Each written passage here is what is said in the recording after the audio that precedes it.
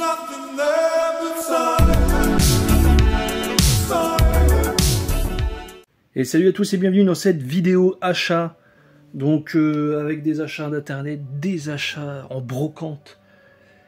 Voilà, encore quelques petites choses. Ici une vidéo courte, on va pas abuser. Chaque fois on fait des vidéos de 20-25 minutes. À un moment donné, stop les gars, stop. Donc on va commencer par quoi? On va commencer par ce que j'ai pu trouver en broc.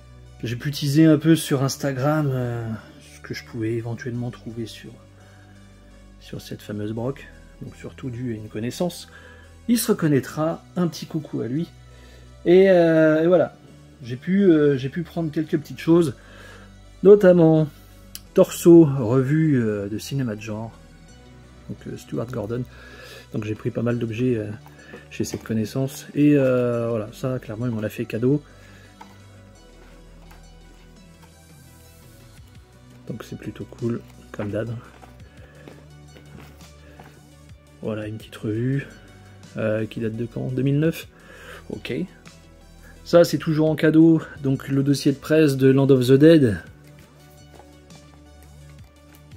Bon, c'est pareil, bon, les dossiers de presse, je suis preneur. Là surtout quand il s'agit de Romero, il n'y a pas de souci, on y va. En plus, bon voilà, ça a été encore une fois offert, donc pourquoi se priver?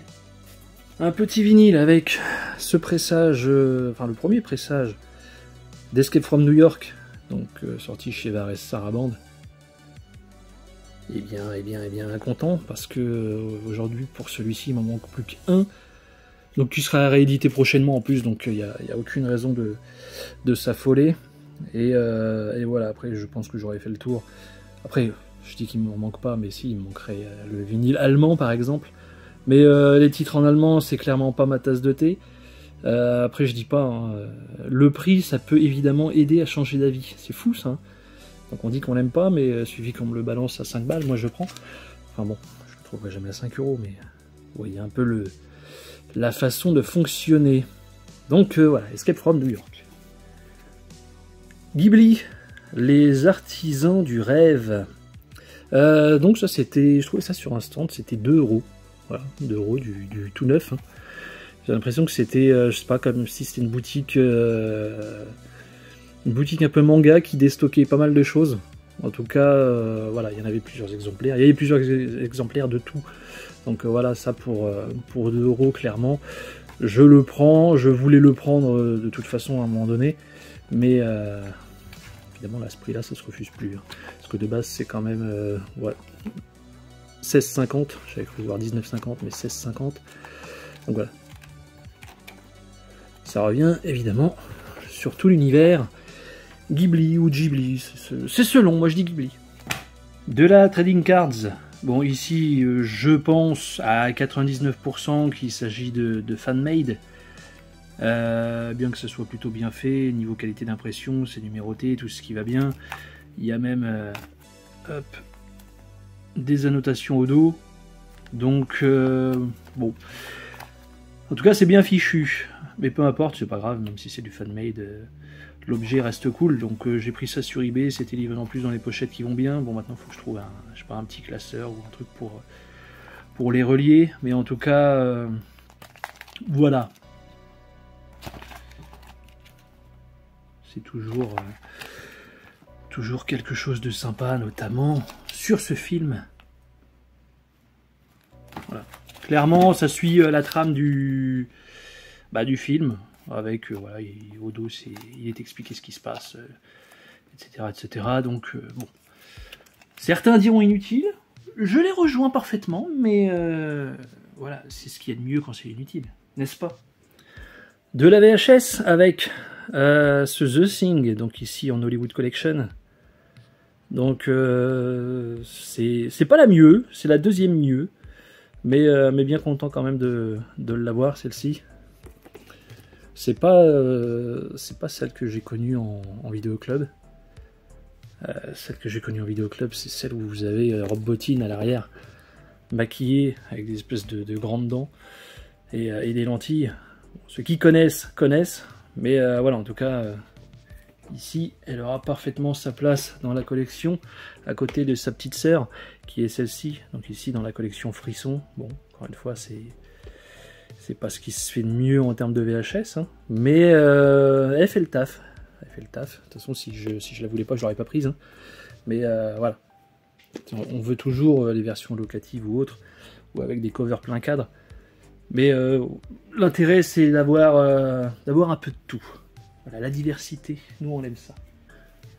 Je me suis aussi trouvé sur cette broc le Rokirama, donc le jeu, 500 questions de cinéma popcorn. Bon, seulement pour 3 €.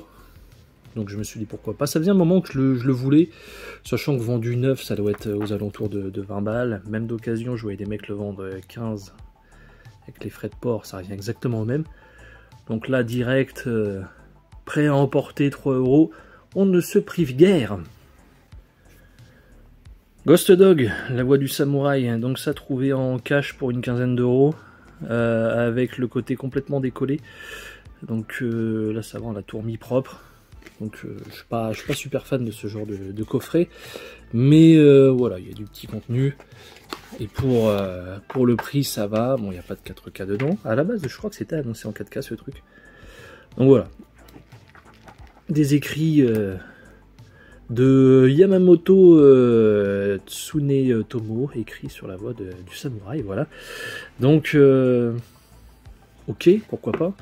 Et ici nous avons le petit digipack avec les 2 disques et des photos qui sont bien cool aussi. Donc c'est une édition plutôt bien, mais c'est le packaging en fait qui est complètement foireux. Mais voilà, ça, je l'ai vu qu'une fois, ça, il y a très très longtemps. Donc voilà, j'ai hâte de remater ça. Capcom, 30e anniversaire donc de cet éditeur de jeux vidéo. Donc ici les origines de 83 à 93. Donc un petit fourreau, bon, clairement qui est arrivé dans un piteux état, hein. Donc c'est sorti chez Pixel Love. Clairement je les retiens parce que bon, visiblement déjà ça arrive en mauvais état. Mais en plus niveau commande, ils savent pas gérer. On peut commander même quand c'est pas en stock. Donc si je m'étais pas plaint, Dieu seul sait quand est-ce que j'aurais reçu ça. Et en tout cas voilà.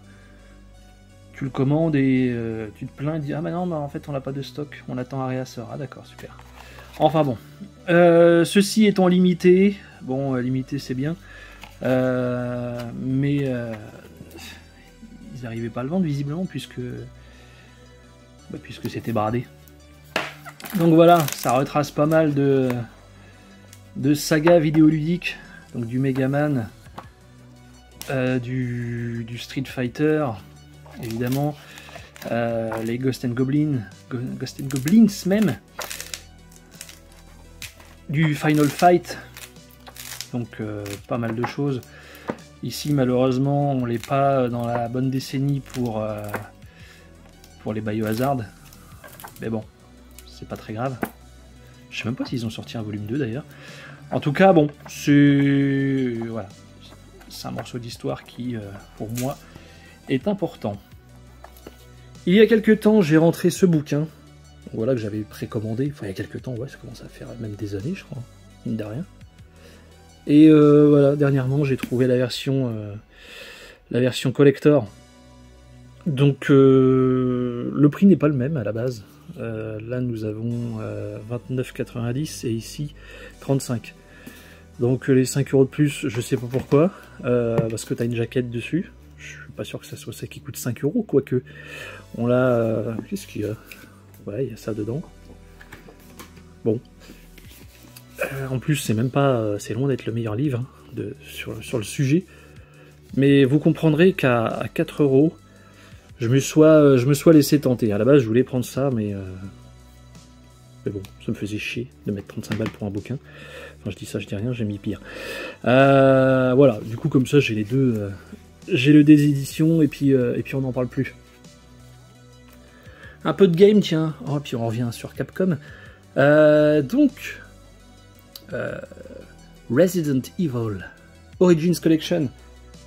Eh bien, bon, bah, vous savez, hein, c'est pas ma saga vidéoludique préférée. Bah, j'ai envie de tous les refaire. Donc, j'ai surtout envie de tous les revoir. Enfin, tous les refaire ou presque, hein, parce que le 6... Enfin, bref. Là, je viens de me retaper le 1, en plus que j'avais déjà en démat. En fait, j'ai repris la saga. Et là, j'ai envie de taper le 0, qui est dedans. Que j'ai jamais fini. C'est un des rares que j'ai jamais fini, mais... voilà, obligé de prendre ça. Évidemment, toujours dans le physique, hein, c'est dispo en démat, mais je crois qu'en démat, il coûte plus cher qu'en physique. Donc, allez comprendre. En tout cas, voilà, on est de retour dans la saga. Du comics avec Red Room, tome 1 et 2, donc par Ed Piscor. Donc, ici le tome 1, le réseau antisocial, et ici le 2, Trigger Warnings. Donc, édité chez Delcourt, enfin publié chez Delcourt. Et bon, ça va, je vais pas l'ouvrir parce qu'il y a des trucs vraiment dégueulasses, bien que la cover déjà parle d'elle-même. C'est vraiment énorme comme comics. Et voilà, très heureux de cette découverte. Donc, bah, comme son nom l'indique, hein, ça se passe dans les Red Rooms. Pour ceux qui ne savent pas, bon, bah, c'est des chambres de torture qu'on peut voir sur le Darknet, où des gens riches et un peu foufou dans la tête payent des mecs, payent des bouchers pour tuer des mecs en direct sur le web. Par exemple, vous payez je sais pas, un bitcoin en lui disant bon vas-y, coupe-lui un pied, bah voilà. Le mec lui coupe le pied, quoi. Et voilà, c'est très très gore comme comics, c'est très intéressant, mais ça on y reviendra, je pense, un peu plus tard. En tout cas, pour les plus curieux, je vous invite à mater ceci. Voilà, c'est tout pour cette vidéo achat, donc j'espère que celle-ci vous aura plu. N'hésitez pas à me le faire savoir comme d'habitude dans les commentaires. On parle de tout comme d'hab. Donc dites-moi ce qui vous a le plus plu. Et voilà, n'hésitez pas aussi à lâcher le petit pouce bleu de soutien. Et moi, je vous dis à très vite. Ciao tout le monde.